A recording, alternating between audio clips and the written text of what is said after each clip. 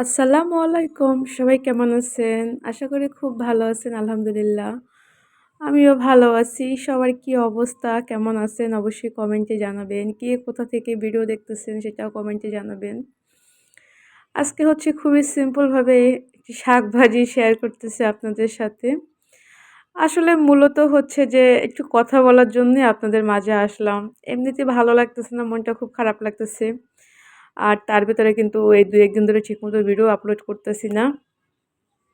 আসলে রোজা থেকে না একদম দেখা যায় সময়ের সাথে পারা যায় না। তারপর তো একটু নামাজ কালাম পড়তে হয়, একটু নফল ইবাদত বেশি, বেশি করতে হয়, কোরআন তেলাওয়াত করতে হয়।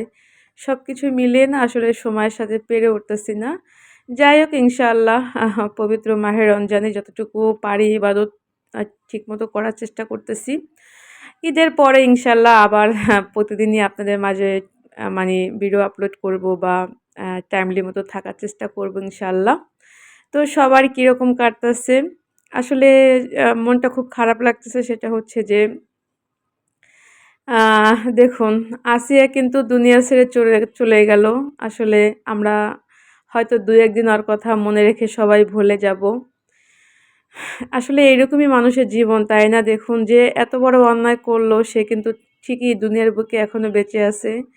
কিন্তু সেই ছোট্ট সুন্দর ফুলটি কিন্তু ঝরে পড়ে গেল। আসলে আমরা না বড়ই অসহায় সত্যি কথা বলতে। যে আমাদের কিচ্ছু করার নেই আফসোস করা ছাড়া। আল্লাহর কাছে দোয়া করি যে আল্লাহ ওকে বিনা হিসাবে জান্নাতুল ফেরদৌস নসিব করুক। অবশ্যই ও জান্নাতি। কারণ একটা ৮ বছরের শিশু ও আর কি বা বোঝে, তাই না?